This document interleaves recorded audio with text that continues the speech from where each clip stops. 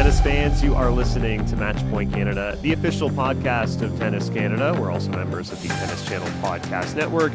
I'm Ben Lewis, joined alongside Mike McIntyre. And Mike, as we chat now, we're wrapping up an excellent week of Davis Cup for Team Canada.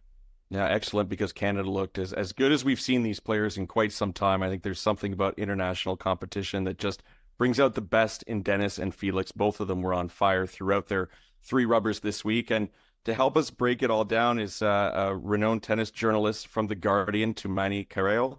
And he's been on the ground there watching all the matches live in Manchester. So Tumaini, thank you so much for joining us once again on Matchpoint Canada. And we're really eager to get to some questions about not just the Canadian squad, but the Davis Cup in general this week. Hi guys, thanks for having me. Yeah, we really appreciate it, and timely for us in terms of great Canadian success this week.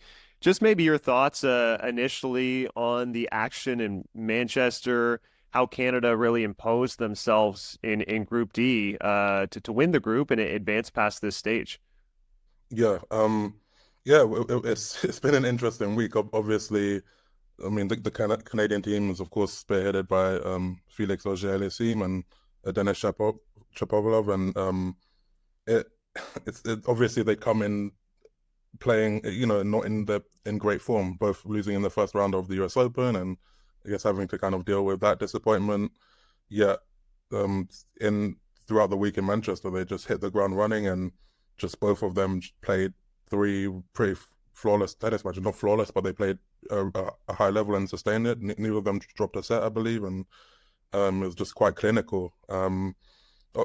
Obviously, just through the whole week, it was just impressive to see them. You'd think that players, if they struggling with confidence at all, or have any issues, there might be some blips, there might be some things to overcome, during matches. But I guess when they put on the kind of Canadian shirt on, they took their games to another level.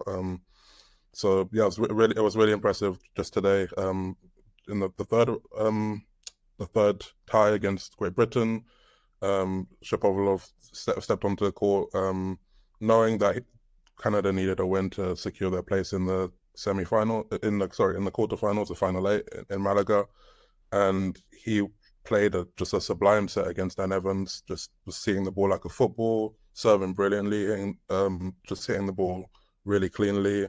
And then, there was a point in the second set at 4-4 when he started to wobble a bit, and that's kind of what I thought I'd see a bit more of, him having to kind of fight himself and, inconsistencies. But he brought it back in so quickly, saved 2 break points, both on his racket. I think one was like the first was like an offensive point. He came into the net, finished with an overhead, and the second was a big first service winner. So yeah, that was just really impressive, and just to see him close it out like that. And similarly with Felix, just how solid he was throughout the whole week.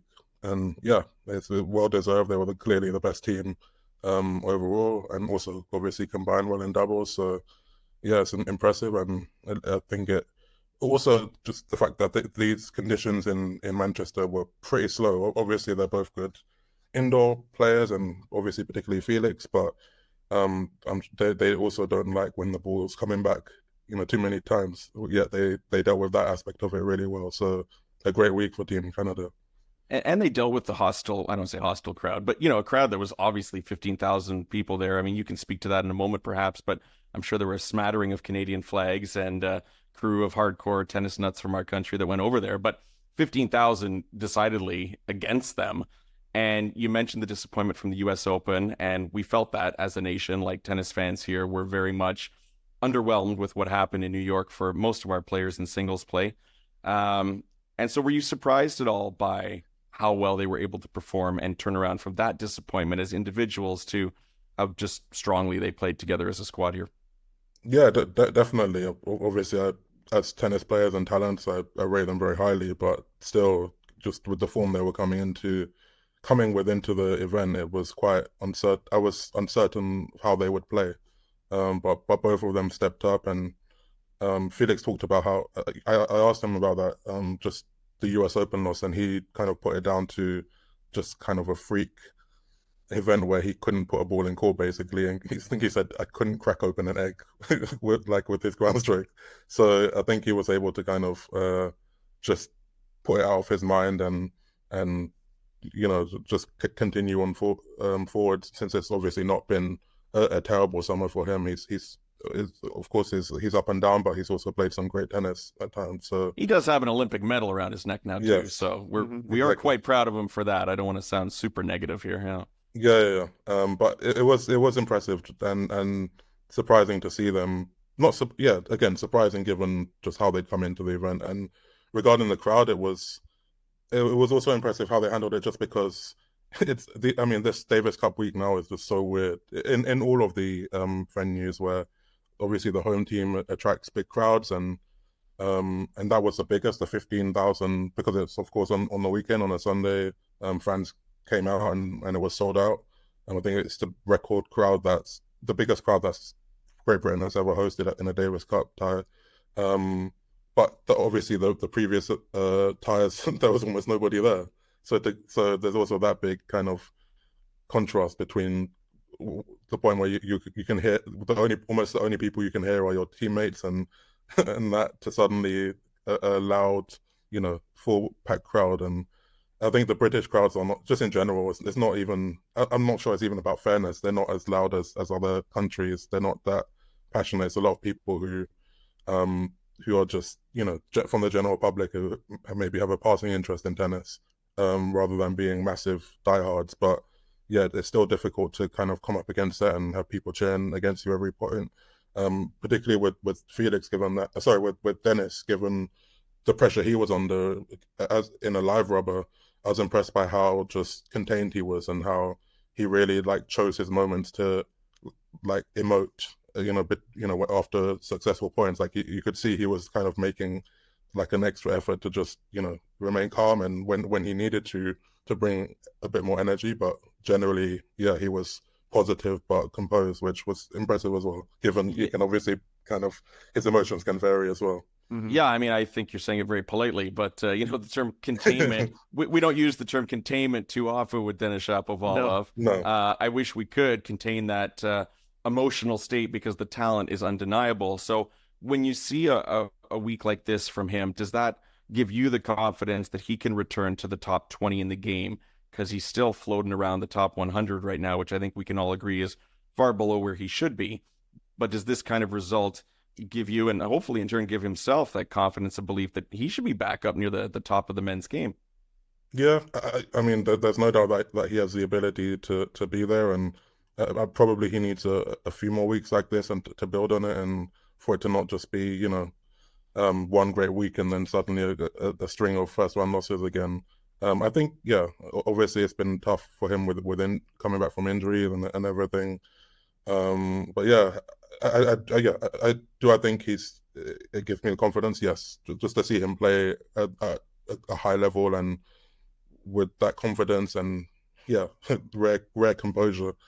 Yes, but yeah, hopefully he kind of can string together more weeks like that, and it's not so irregular, and it's not also just, yeah, this is obviously a kind of a unique situation in Davis Cup with the team and everything, and so week after week when you're even more uncomfortable and things aren't going as well, yeah, we'll see. But to answer your question, yes, it does. It's complicated. Yeah. We just in terms of Group D, I mean, going in, I personally felt like the two favorites to come through were Canada and Great Britain. And you looked at the Argentinian roster and you think, okay, they're very talented players, but they're gonna lend more success to clay courts, and this indoor hard court surface is going to give them trouble. I think the biggest surprise of the week, it's not Canada winning this group, it was Argentina getting through. And I think it begs the question, what went wrong for Great Britain this week? You look at their roster, strong doubles tandem, Jack Draper, who was coming off that semifinals of the U.S. Open, Dan Evans. It's obviously a talented roster. Were you a little surprised that they were not able to advance? Yeah, I guess I'm not that surprised they weren't able to advance. I'm surprised that they weren't able to win a singles rubber in the last 2 days. Yeah. And I think I mean, the British team it's in a weird place. I mean, symbolically, because obviously Murray just retired and it feels in general like a kind of transitional period. But also, Evans is obviously a classy player, and I mean, it even surprised me that he's been until a few weeks ago when his Washington points dropped off and his ranking just plummeted outside of the top 150. He'd been a top 100 player for 5 years in a row, which was I didn't even realize that. But yeah, but he's also not been in great form. He's had a lot of injuries. He obviously did great at the US Open, made the third round and played the longest US Open match in history against Karen Khachanov. Crazy match. Mm-hmm. But he's also, I mean, there's a reason why he's ranked like 175 right now, and I think he just and I say that like he's been great in Davis Cup as well. Last year he was almost single-handedly took Great Britain into to Malaga. He won singles and doubles rubbers. But you could just see like in the tight moments, his lack of confidence, and I think actually players also just did very well against him. Both Shapovalov and Echeverry, who played great, just took advantage of his backhand slice is obviously really a difficult shot to play, but it's also you know you can take advantage of it by coming forward to it and you know forcing him to play passing shots and to make returns and things like that. And both Shapovalov and Echeverry did a great job of that. I think with Draper, I think he was just tired really. Yeah. You know, he's also I mean, he's already 22. You know, you think of like Felix, he'd already been on tour for. I mean, Felix is a year older than him, and he's already been on tour for it feels like forever. Mm-hmm. But for Draper, because of his injuries and just barely being able to kind of string tournaments together, this is really his first full year on tour, and so after a long summer with the Olympics and everything, and then making the semifinals of the US Open, I think this was just a week too much for him, and I think he was tired, and I think mentally more than anything really. So I think that showed on court. I think he still played at a decent level, and both Felix and Echeverry had to play at a high level to beat him. But yeah, I think it did kind of show in those moments. And regarding Argentina, yeah, I think obviously I mean, funnily enough, they really have the most depth in terms of the rankings at least, and having three. I mean, they have three singles players who are more or less seeds at Slams, top 35, Yeah. and then a solid doubles team as well. But on that surface, you kind of wouldn't expect them to do as well as they would do on clay, of course. But Cerundolo played a great match against Evans against Britain, and sorry, or Cerundolo played a great match against Draper, sorry, and Echeverry against Evans, and they really just stepped up and just that it's obviously Davis Cup means a massive deal in Argentina, and they really kind of just felt that moment and played some inspired tennis. So yeah, that they on one hand it was surprising, but that they did have to produce quality tennis. So that it was a pretty impressive level from them. And yeah, Britain just I think they're in a bit of a kind of transitional period, and at some point, I guess we'll see how yeah. I don't think we'll see a Davis Cup team can really function with Evans being your leader basically and playing singles and doubles. Yeah, and Cam Norrie is obviously an important piece to that team, I think, moving forward Yeah. as well. Some other countries maybe that stood out to you. I mean, Brandon Nakashima looked fantastic for the United States. Seems Germany, Spain, Australia, all performing. Yeah, which other nations and maybe players in particular stood out for you from this week's action? It was impressive to see, just to see Spain with Carlos Alcaraz. Just obviously they didn't qualify for Malaga, their home city in Spain last year. So like that's obviously a big deal that they've made it through, and to the point where Alcaraz set out the final tie against Australia. Likewise, I mean that whole group was just a group of death. The Group B, Australia, Czech Republic and France. So Australia doing it without Demi was impressive as well, qualifying there in a tough group. It likewise Italy, no sinner, but they have so much depth. And no Mazzetti as well, and they kind of cruise through. Obviously defending champions. Yeah, I guess as well with Germany, no Zverev, none of their top players. I was speaking to some German reporters, and they were talking about how hard it was, like how much the captains and the federation were struggling to even put a team together, because this Group C was in Zhuhai, and same with the USA. Just the top players didn't want to go to China this early, so. But they both of those teams, managed without their strongest teams. They have great depth, and yeah, but yeah, I think Canada's right. Given the performances they showed, and the fact that they're recent champions, I think Canada's right there with the top teams as a team to watch. It's the right thing to say to get invited back on this podcast. Just you're doing the right stuff here. How do you feel, Tumaini, about the Davis Cup overall in its current sort of format? I'm sure it's going to go through changes again one day. Hopefully, I think it'll get it right at some point, because there's something sort of broken to me when you see one day a stadium filled with 15,000 people, obvious reasons, the home team is playing, but then when it's empty the next day, I mean, what's the point of these two other teams being there and playing in front of no tennis fans? Sure, there'll be people watching back home in their home countries, but the whole allure of Davis Cup to me is having stadiums filled with rabid fans supporting one of the two teams, and having to go into either hostile territory or have, all your fans there behind you. Do you think at some point people are going to say, hey, wait a minute, we got to change this up? I mean, I think they should change it up, because I agree with completely. It's just particularly this week is just a bizarre week where there's just the contrast between the home teams and the neutral teams is just silly, and these events are not kind of high profile enough or quote unquote important enough for away fans to justify flying all the way over there and supporting their teams in whichever city they end up in.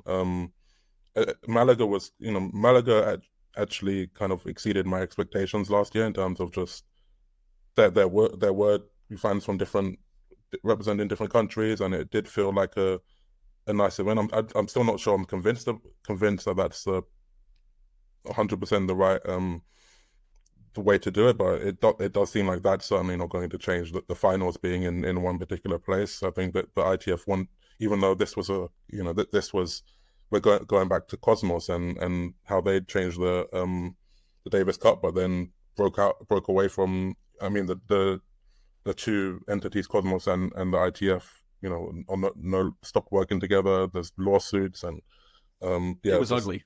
Yeah, exactly. And I'm not saying that it was perfect beforehand either. I mean, clearly that also occupied far too much space on the tennis calendar. Yeah.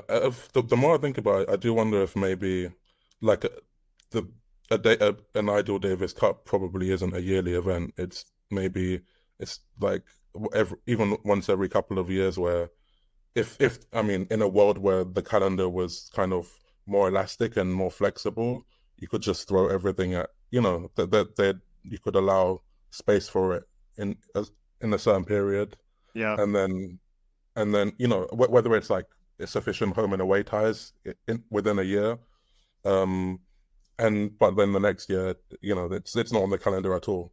But with the calendar the way it is, with the ATP and the WTA, just kind of trying to guard their own kind of piece of the pie, and the governing body is just not really working together. This is kind of the result, and it's not great. And even alongside just the fan issue, I mean, a lot of top players just didn't play this week. Draper was the only semi-finalist, I think. There, Senna could have played. The two Americans could have played, but that was in Zhuhai. But yeah, so, and then yes, clearly Draper, it comes at a cost to you. So yeah, I'm not crazy about particularly this part of the Davis Cup format as well, because it's not great, and I don't think it works well. It's very tricky, obviously, and there is so much tennis going on outside of Davis Cup. So let's shift gears a little bit and go outside of Davis Cup ourselves with you. And some big news this week in terms of a coaching change with Naomi Osaka announcing that she was parting ways with Wim Fissette. And I've heard rumors, I don't know if it's been confirmed yet or not, maybe you've got the inside track that Patrick Mouratoglou, now that he's no longer with Holger Rune for the 10th time, is available, and perhaps they're going to be uniting. So can you tell me if that is in fact the case? And second to that, do you think this is what maybe Naomi Osaka needs in order to get back to the top of the women's game? I know she's been on court with him. I'm not sure what the kind of whether it's a trial or the nature of the agreement, if it's will last or anything. I know they've been on court together, and yeah, I'm not sure. I'm not surprised that Osaka split with Fissette. It seems like they had a great relationship, and it really worked extremely hard to get her back to where she wants to be. And I think that's probably why it actually ended, because she it's funny, it at least to me, and maybe it's not the case, but it feels like she put almost more work into her comeback this year than the work she was putting in when she was number one and won 4 slams. It was just interesting seeing her, during the clay season, she had a base in Mallorca, I believe it was, and playing so many more tournaments than she normally would, really trying to commit herself to playing tournaments, playing on the surfaces that she's normally not comfortable on, and everything around the sport, and just and she also in general just seemed to be kind of in a different space, more mature, more when she was losing, she wasn't taking things to heart, and more accepting of kind of the process. But in the end, after a year, kind of the process still ended in a disappointing, early, I think, second round or so the US Open, didn't pass the second round of any slam this year. So I'm not sure if Mouratoglou is the right person, to be honest. We'll see. He obviously had a great results with Serena, but that's obviously very different. Coaching Serena is different to coaching anyone else. So we'll see. Again, I'm not surprised that she decided that regardless of her thoughts and feelings regarding Fissette, that she needed a change and a different approach and different voice. But yeah, we'll see if this one's the right one. I think for her also, I think it's important that she continues putting the amount of effort in and work she has been doing beforehand, and we'll see if that pays off, because the thing is, she's improved a lot in terms of her fitness has improved a lot. She's I think she's at periods she's striking the ball very well. Mm-hmm. I think she's also probably overthinking a lot as well, like in the tight moments and the important moments. She just isn't playing with the freedom as she did before. We saw that clearly at the US Open against Mukova, when she was up. She'd lost the first set. She clawed her way back into it, served for the set, 40 love, and then just completely froze. And that's something you wouldn't see from her before. And of course, Mukova then makes the semifinals, and Osaka's out in the second round. Like, it's moments like those that are so important. So yeah, we'll see. Basically, is my. Yeah, I'm interested as well in just a couple storylines you might be following for the remainder of 2024. I don't know if you heard this from Novak Djokovic, the quote that he alluded to having zero focus on the ATP Finals in Turin, how it's not even a priority for him, or that chase isn't a priority for him. I found that particularly interesting as we approach the tail end of the season. And then I look at the women's side and the WTA race, and the idea that we could get 4 Americans competing at the WTA Finals is fascinating. Just firstly, your thoughts on that quote from Novak, and some thoughts maybe as the WTA season closes down for 2024. Yeah, I'm not surprised at all with that from Novak. I think he's been kind of hinting at that for a while. Just the slams being number one for him, and you know, him wanting to spend more time at home with his family and not fully commit to the tour. He's obviously won everything, so I don't think you know, winning more ATP titles is particularly thrilling for him.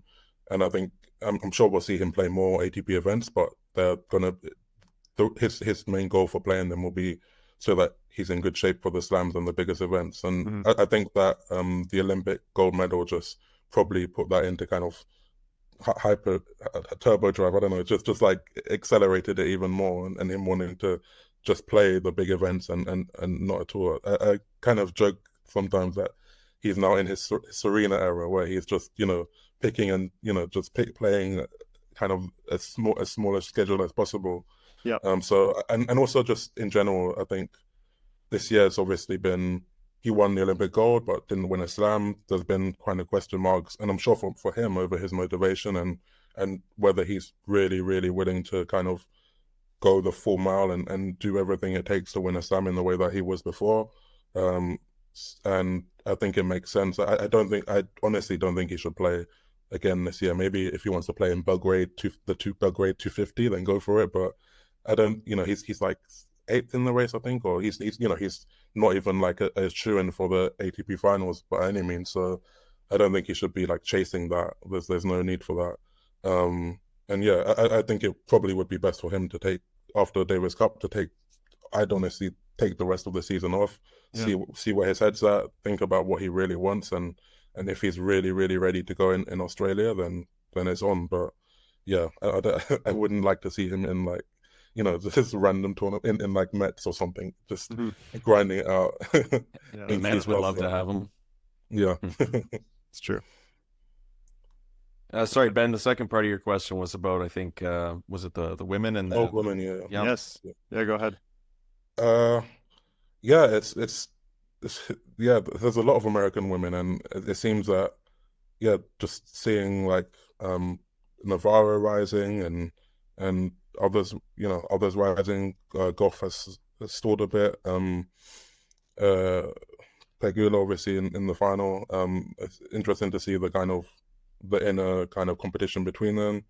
I think, of course, like at the moment, I guess I'm very interested in the race to number one, for example. It's been a interesting year in that sense, just with Sabalenka now kind of establishing herself as such a force at the Grand Slams and such a consistent presence, whereas Swiatek has really, to me, like she's obviously done incredibly well at Roland Garros, just completely dominant there, and she's doing really well at like the week by week events, the WTA 1000s on both hard and clay. But then you look at her slam results outside of Roland Garros, and it's quite alarming, really, just that she hasn't been able to play her best tennis on those stages. I don't think it's necessarily, of course, on grass, that's a different issue, but I think most of it is just mental, really, and maybe the pressure. So despite kind of how well she's done outside of the slams, it's now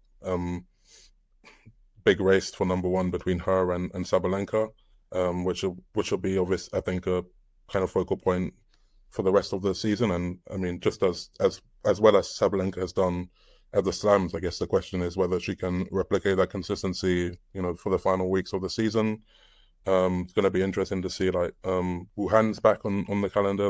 That would be different. It's been since COVID in Wuhan. So that would be a kind of a new dimension to the calendar, and of course I guess the big thing that everyone is looking at is the WTA Finals in Saudi Arabia, in Riyadh. So yeah, I don't know how that one's gonna go, but that's also, of course, a big change on the WTA in the final months. I bet you they won't be putting up the center court as the players are arriving and looking for practice times, though. So I'm sure there will be some improvements there. A little more organized. Tumaini, I'm going to give you a warning. We got 5 minutes to go before this Zoom disappears on us. And I do want to sneak in one last question before you go. And it's about the International Tennis Hall of Fame. And the fan vote just happened. And Maria Sharapova, unsurprisingly, finished first. The Bryan brothers second. And Daniel Nestor, Canada's own Daniel Nestor, finished third. That's only a small part to play in getting them in, of course. But I was surprised to see it's Nestor's third time on the nomination bill. And I just want to get your take, because to me, he's a lock, but maybe my Canadian bias is kind of shining through here because 91 titles, 8 slams in men's doubles, Olympic gold from the Sydney Games, world number 1, not to mention the first male doubles player to 1,000 wins. Can you explain to me why it's going to take, and I sure hope he gets in this time, but 3 tries for a guy like this to get in?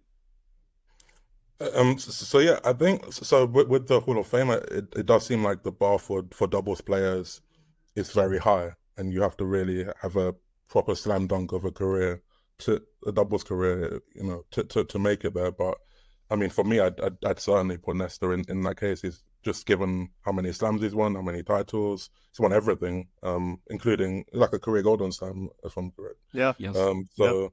Yeah, I would definitely, if it was for me, I would definitely vote for him, and I'm not just saying that because you guys were here.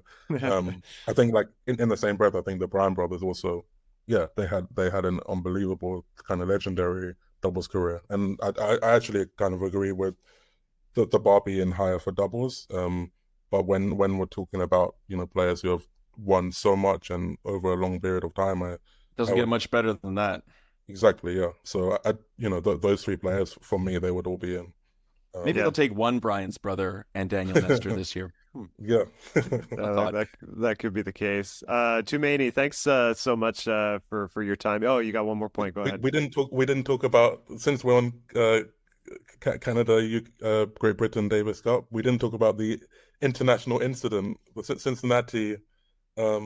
Draper versus Felix. Well, I suppose this is, we're ready to move past that. This is we're over it now. Some measure of revenge, I suppose, for Auger-Aliassime to win in straight sets, right? Yeah, he said that. So he was he was asked about it after, and he said that. Well, first of all, he kind of talked about the incident again, and how that night he kind of not, after what happened, he couldn't sleep. After. To him, the match was still ongoing, and so even though it was a dead rubber today, everything had been decided. There was still kind of he went out there wanting redemption, and that was kind of partly why he, the funny thing is to me that Draper Felix match, even though it wasn't important at all, was probably the most intense match I saw in the week. Really long tiebreak. And Draper saving a ton of set points, Felix getting nervous. Even again, the match doesn't matter, but he said that they were playing for pride, and he's very diplomatic as well. He kind of got a bit.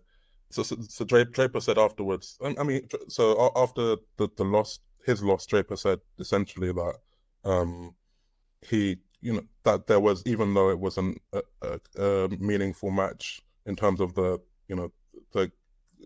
result, they both went in there with something extra, and there was like almost kind of like an extra rivalry, and they should have brought the same umpire back from Cincinnati. Yeah. That would have completed it, right? Yeah. Like as a surprise to the players. Yeah. Well, it's funny because then like someone asked in Felix's interview in press conference, someone asked, like, mentioned Draper's comments, but kind of like paraphrased it and paraphrase, particularly the part about it being them having a rivalry now, and Felix was just like, no, that we're not rivals. I've played with more, I've played with other players. We're not rivals. And he kind of took it. I don't think he was kind of impressed with it. So I had to kind of explain, it a bit more. But we don't want beef with the Brits, okay? We want to see on good terms. And of all people to have beef with is Felix. I don't.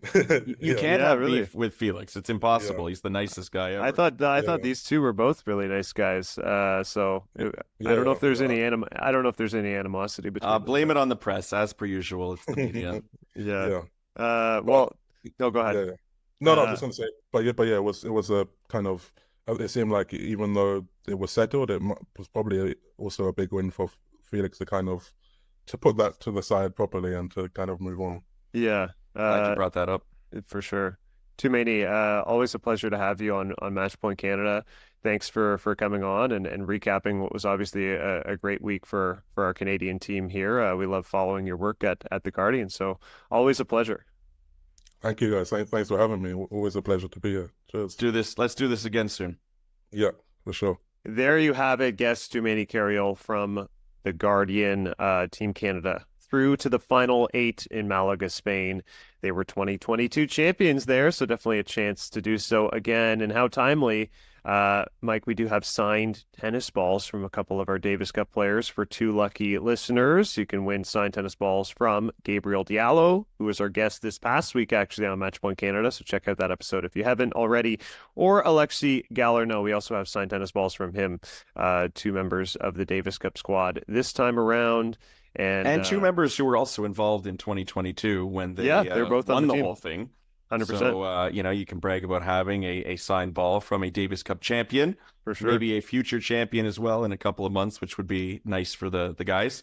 And it was nice to see Diallo and Galarneau also get in that last doubles rubber match against Great Britain. It was a dead rubber, but nonetheless, to make them feel like they were able to get out there and experience that from court, on the court as well. Yeah, and honestly, I had the thought with Diallo that he might have to play a role in singles. I wasn't sure. So all credit to Denis Shapovalov, who I think after that very first rubber against Argentina, where Denis showed himself so incredibly well in singles, Dancevic was so confident, like, Denis is a go for the whole week. And he had to be, right? Like, if he hadn't come out playing like that, if he had wavered even a little bit, given recent form, I think Frank would have thrown in Diallo without hesitating. So, yeah. I was kind of curious at first. I'm like, wow, Denis and Felix are playing a lot and getting into the doubles too. And then I'm not quite sure what happened with Vasek, but he was no longer playing the doubles after the first rubber. And he's had a lot of injury issues, as we know. So, of course. So, but I'm like, oh man, this is going to overload them to come up then against Great Britain. But the 2 guys just carried the team as they, really had to probably. And great for both Denis and Felix, as we discussed with Tumaini. What they were able to do here, I think, should hopefully put them on the right course moving forward. One other giveaway was from last week, which I mentioned also on the podcast, and that was from our friends at Lobster Burger Bar here in Toronto, downtown Toronto. Best lobster roll in the city. And Ryan Fonte, thank you for being one of the many listeners that chimed in on that one. You are a winner, so you and a guest, or if you want to eat all those lobster rolls yourself, just go solo. But I'll get in touch with you and get that gift card out to you, courtesy of Lobster Burger Bar. There you go. And we will talk a little bit of women's tennis. Guadalajara Open this past week. And, it's not the biggest event on the calendar, WTA 500. This was the biggest tournament of the year and probably of the career for Marina Stakusic. And what a performance she had with a couple of wins, particularly a huge one against the number 1 seed and world number 12, Yelena Ostapenko. Biggest win of her career by ranking for Stakusic, defeating Ostapenko, a match where she led 6-3, 5-3 in complete control. Ostapenko flipped this match on its head. She led 4-love in the 3rd set. Stakusic rallied back ferociously, saved 4 match points, and then won in the 3rd set tiebreak. 3rd set tiebreak score 7-0. So it was a fascinating match. Sounds match. like an Ostapenko match to me, right? It really does. I know. It was a mental battle. It was fascinating to watch. Ostapenko could not close her out, but Stakusic was so mentally resilient and composed and just kind of hung in there and made sure not to give this match to Yelena. And that made the difference to get over the line, get into the quarterfinals. First career WTA quarterfinal. She's now inside the top 130 of the rankings. She did lose to Magdalena Frech, the 5th seed in the following round, but big breakthrough week, and just shows you the development of our young 19-year-old. I wasn't able to watch the match as I've been fighting a cold this week, but when I woke up the next morning and saw the result, I was quite pleased, and I had to do a double take, to be honest, and that's no disrespect to Marina. And Rob, if you're listening, Rob Steckley, her coach, my apologies. But yeah, I did a double take because that is absolutely huge. And again, moments like that are going to give her all the belief that, hey, not only can I be a top 100 player, why stop there? I could be a top player on the WTA. And it's just another key step, key progression in Marina's development as a top-notch professional for Canada. Yeah, and look, the conversation I think we had earlier on in the year, and we had Marina Stakusic on this podcast as well, setting a goal of top 100 by the end of 2024. 27 spots away. Do you think it's possible? I think so at this point. I mean, I guess it really depends on the tournament she plans on playing, but I think this is the time of year for hungry players to push themselves and go and play more tournaments, knowing that some of the more established, contemporaries they have are maybe saying, it's time for me to cool it down. It's time for me to take some time off. Maybe I've got some injuries that need to heal, and I like where my ranking is already. But for someone like Marina, yeah, I would say keep going. If you're healthy, if you're feeling good, then just keep plugging away at it. Yeah, and I touched base with Rob Steckley in the middle of the week after that win over Ostapenko, asked the schedule plan. He does say they do plan to play a handful of tournaments in Asia, and they just have to see where she can get in through main draw.